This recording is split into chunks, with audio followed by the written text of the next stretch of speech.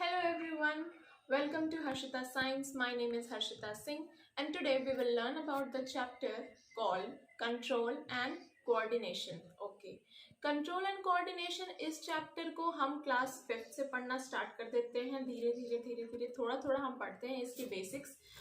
इस चैप्टर में हम ब्रेन के बारे में पढ़ते हैं, हार्मोन्स के बारे में पढ़ते हैं, जैसे कि नर्वस सिस्टम और एंडोक्राइन सिस्टम। ठीक है, तो क्लास 5th से ये चैप्टर स्टार्ट हो जाता है। 6, 7, 8, 9, 10th में, इवन 10th की बोर्ड्स में ये एक बहुत ही इंपॉर्टेंट चैप्टर है और एनसीईआरटी में ये चैप्टर इंक्लूडेड है।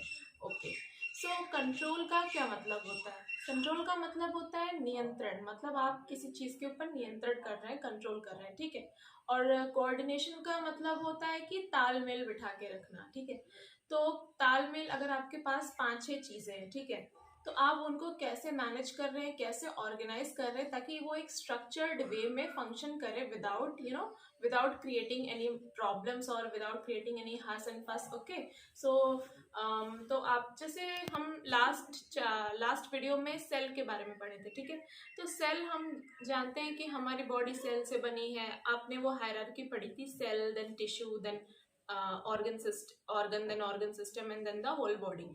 और अपने बॉडी में millions and billions of cell है। ठीक है, तो क्या हमारी बॉडी बहुत सिंपल है? सिंपल तो नहीं है, कॉम्प्लेक्स है। और कॉम्प्लेक्स चीज को कंट्रोल करके कोऑर्डिनेट करके रखने की जरूरत है ना, वरना वो फंक्शन कैसे करेगी? एक छोटा स्कूल भी है तो उसमें भी कितनी सारी चीजें होती हैं।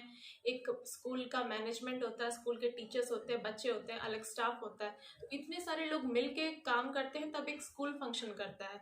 वैसे ही आपकी बॉडी में तो और ज़्यादा मेंबर्स हैं, इतने बिलियंस ऑफ सेल्स हैं, उनसे बन रहा है, उसका टिश्यू बन रहा है, फिर ऑर्गन बन रहा है, ऑर्गन सिस्टम बन रहा है, फिर मिला के पूरी बॉडी बन रही है। बॉडी में इतनी सारी चीज़ें हैं तो उसको कंट्रोल करने वाला कोई होना चाहिए ना, तालमेल बिठाने वाला भी कोई होना चाहिए।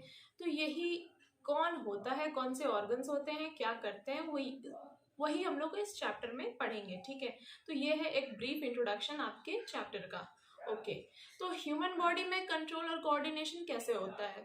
2 तरीके हैं। ठीक है, एक तो आपके दिमाग से, दूसरा आपके हार्मोन से।